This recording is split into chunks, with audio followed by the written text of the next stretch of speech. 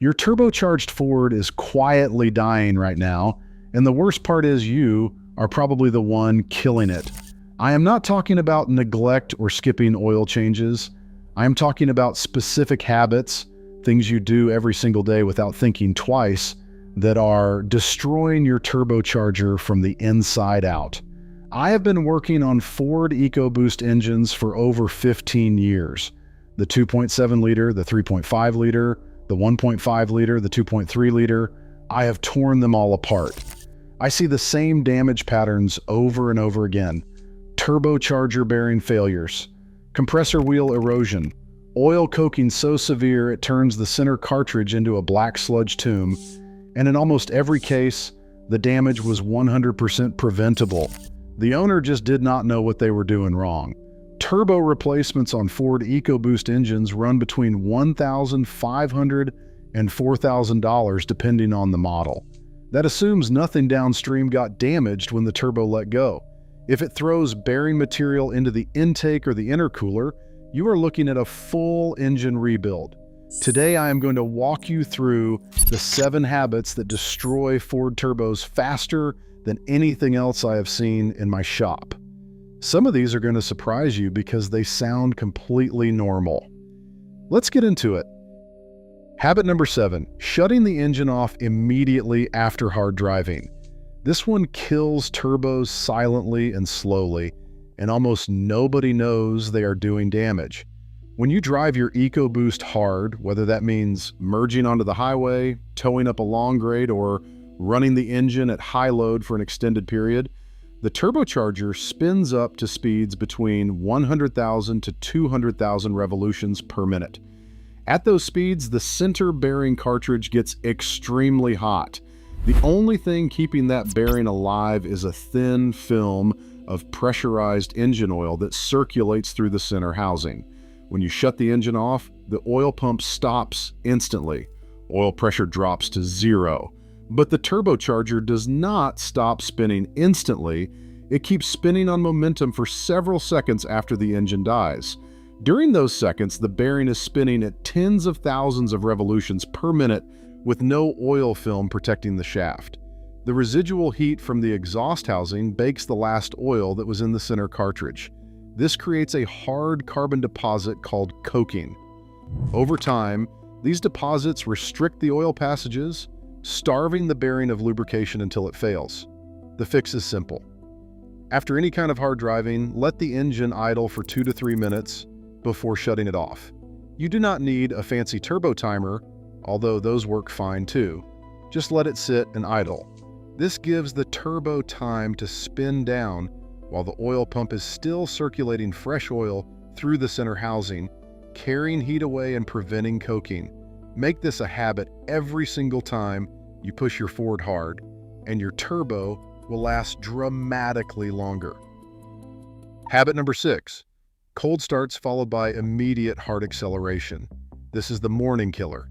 You start your truck, it fires right up, and you immediately pull out of the driveway and get on it because you are running late. The engine sounds fine, it is running. What is the problem? The problem is oil viscosity and distribution. When your engine sits overnight, especially in cold weather, the oil drains down from the top of the engine into the oil pan. The turbocharger center cartridge, mounted up high on the engine, sits there with almost no oil in the bearing passages. When you start the engine cold, it takes several seconds for the oil pump to prime the system and push oil up to the turbo bearing. During those first few seconds, the bearing runs dry. In normal driving after a cold start, this is not catastrophic because the turbo is not spinning fast enough to generate extreme heat. But if you immediately floor it, the turbo spools up hard while the bearing is still oil starved. The exhaust temperatures on a cold EcoBoost engine ramp up incredibly fast under load. Combine high exhaust temperatures with a dry turbo bearing, and you are creating the conditions for accelerated wear or outright failure. Ford recommends in the owner's manual to avoid high loads during the warm-up period, but nobody reads that part. The fix is simple. Give your engine 30 to 60 seconds of gentle driving after a cold start before putting any real load on it. You do not need to sit in the driveway idling for 5 minutes. Just drive gently for the first minute. Let the oil circulate, let the turbo bearing get properly lubricated, and then drive normally. On extremely cold mornings below freezing, extend that gentle period to 90 seconds. A good quality full synthetic oil like Motorcraft 5W30 also helps significantly because it flows faster when cold, getting oil to the turbo bearing sooner than conventional or blended oils. Habit number 5, using the wrong oil or extending oil change intervals too long. Ford's EcoBoost turbocharged engines are engineered to extremely tight tolerances. The turbocharger bearing clearances are measured in thousandths of an inch. These engines require specific oil specifications, and running the wrong oil or running oil too long is one of the fastest ways to destroy a turbo bearing. Ford specifies SAE 5W30 full synthetic motor oil, meeting the Motorcraft SP or W, SSM 2C946B1 specification for most EcoBoost engines. That specification exists for a good reason. The viscosity and additive package are calibrated for the operating temperatures and pressures these engines produce. Some owners run cheaper oil to save money or use whatever is on sale. Putting oil that does not meet the Ford specification into an EcoBoost invites bearing trouble.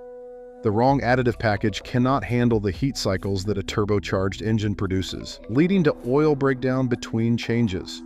The other mistake is stretching oil change intervals. Ford's Intelligent Oil Life Monitor will sometimes display intervals up to 10,000 miles under ideal conditions. But turbocharger operation is hard on oil. The center cartridge of the turbo operates at temperatures that can exceed 1,000 degrees Fahrenheit on the exhaust side. Oil passing through that bearing degrades faster than oil in the rest of the engine. I recommend changing the oil every 5,000 to 6,000 miles on any EcoBoost engine you are working hard, regardless of what the monitor says. The cost of an extra oil change per year is nothing compared to the cost of a turbo replacement. Always check the oil at the dipstick before a long trip or heavy tow. Dark, thin, or low oil is a warning sign that your turbo bearing is running in compromised conditions. Habit number 4, running the engine hard with a clogged air filter. The turbocharger compresses air and pushes it into the engine. It does this by spinning a precisely machined compressor wheel inside the compressor housing. The clearance between the tips of the compressor wheel blades and the housing wall is extremely tight, measured in a few thousandths of an inch. When the air filter is dirty or clogged, the turbo has to work harder to pull air through the restriction. This creates a low pressure area on the inlet side of the compressor, and that pressure differential pulls the turbo shaft slightly toward the compressor wheel side. Over time, repeated exposure to this condition causes compressor wheel contact with the housing. You will see the telltale groove worn into the housing and the blade tips that have been ground down. The compressor efficiency drops, the turbo runs hotter, trying to compensate, and eventually the shaft bearing fails completely. A dirty air filter also allows smaller particles of dirt and debris to pass through as the filter media becomes overloaded. These particles get ingested directly into the turbo compressor and act like sandpaper on those precision machined blades. Compressor wheel erosion from contaminated air is one of the most common types of turbo damage I see on high-mileage EcoBoost trucks that were owned by people who only changed their air filter when it looked obviously dirty. Ford recommends replacing the air filter every 15,000 to 30,000 miles, depending on driving conditions.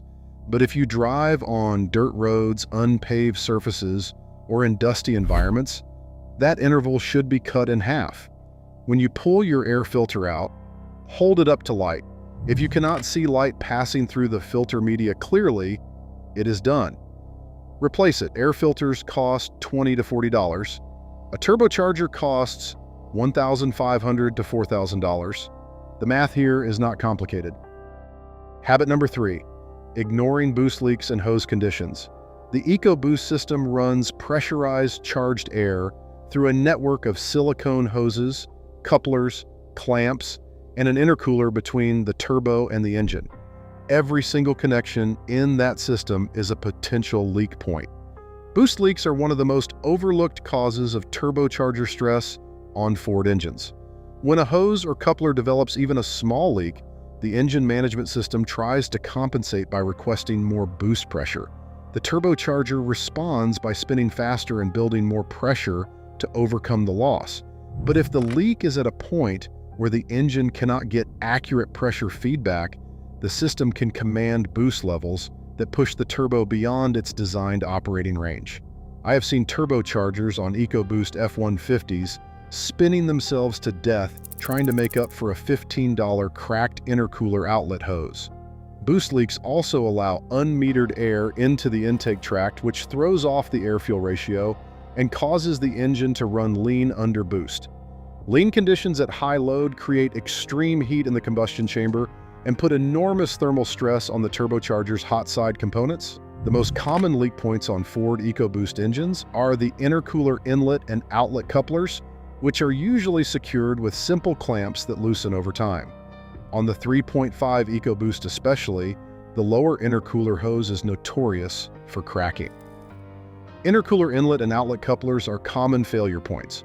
The symptoms of a boost leak include a whooshing or fluttering sound under acceleration, reduced power, especially at highway speeds, and sometimes a check engine light with codes related to turbo boost performance. If you hear any unusual noises from the engine bay under hard acceleration, get under there and inspect those hoses and clamps. Replacing a cracked hose before it causes turbo damage is one of the cheapest repairs you will ever make. Habit number 2, towing or hauling heavy loads without proper prep and monitoring. This one generates more catastrophic turbo failures than almost anything else I see. Ford's EcoBoost engines are impressive towers for their size. The 3.5 EcoBoost in the F-150 can tow over 13,000 pounds in the right configuration.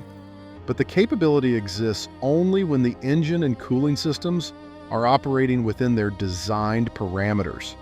Most owners hook up a heavy trailer, engage tow haul mode, and drive without giving another thought to what is happening under the hood. That is a problem. Under heavy towing conditions, particularly on grades or in hot ambient temperatures, exhaust gas temperatures on EcoBoost engines can climb to levels that push the turbocharger's heat tolerance limits.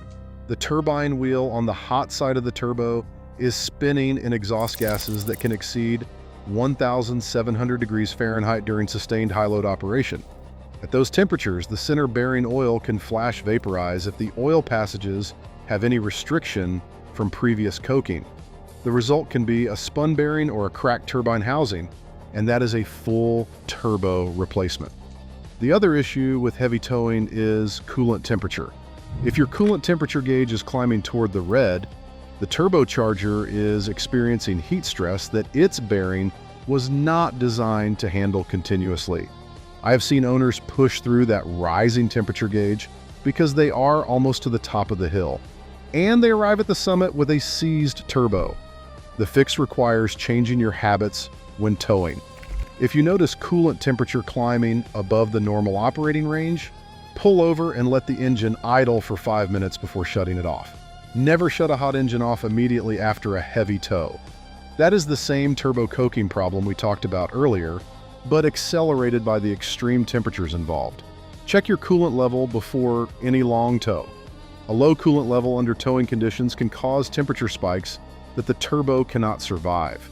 Keep an eye on your gauges while towing and treat them as information, not decoration. Habit number 1, ignoring early warning signs until the turbo fails completely. This is the most expensive habit on the list because it can turn a $300 repair into a $3,000 repair. Turbocharged engines give you warning signs before they fail catastrophically. The problem is most Ford owners either do not recognize those signs or choose to ignore them, hoping the problem will resolve itself. It never does. The first warning sign is blue or white smoke on startup that clears after a minute of running. This indicates oil is seeping past worn turbo seals into the intake or the exhaust. It means the turbo is at the beginning stages of seal failure. At this point, the bearing is still serviceable, and the repair might be as simple as replacing the oil return line if it is clogged and causing oil to back up past the seals. Ignored for another 10,000 miles, those seals fail completely, the turbo starts ingesting large amounts of oil, and you will be looking at a full replacement plus an engine inspection to make sure oil did not hydrolock a cylinder. The second warning sign is a high-pitched whine or chirping sound that changes with engine RPM. This is a bearing noise. It means the turbo shaft is developing play. The compressor or turbine wheel is starting to contact the housing. If you catch this early, you might get away with a turbo rebuild kit for a few $100s. If you ignore it until the whine becomes a grinding sound, the turbo has already damaged the housing and a rebuild will not save it. The third warning sign is reduced power under boost that happens consistently, not just occasionally. This usually means the variable geometry vanes on turbos equipped with that system are sticking from carbon buildup, or the wastegate actuator is failing and allowing boost to bleed off prematurely. Both of these conditions force the turbo to work harder than it should, accelerating wear on the bearings. An actuator replacement or a vane cleaning service runs a few $100s. A failed turbo that destroyed itself while compensating for a stuck wastegate costs far more. Ford's EcoBoost engines have a reputation for turbocharger problems in some circles, but in my experience, that reputation is only partially deserved. The turbos Ford uses are capable and durable when they are maintained properly and operated within their design parameters. The failures I see repeatedly in my shop are almost always tied to one or more of these 7 habits. Owners who respect the warm-up and cool-down periods, use the right oil and change it on schedule, keep the air filter clean, inspect the boost system regularly, tow responsibly, and pay attention to early warning signs are driving EcoBoost engines past 200,000 miles without turbo issues. The owners who blow turbos at 80,000 miles are the ones who ignored all of it. Go through this list and honestly evaluate your own habits. If you are doing any of these 7 things, stop today. Your turbo is a precision piece of machinery spinning at incredible speeds under enormous heat and pressure. Treat it accordingly, and it will last the life of the truck. If this video helped you understand how to protect your EcoBoost, hit that subscribe button and smash the like button right now. Drop a comment below telling me which of these habits you have been guilty of. Share this with another Ford owner who needs to see it before they are writing a check for a turbo replacement they did not see coming. I will see you in the next one.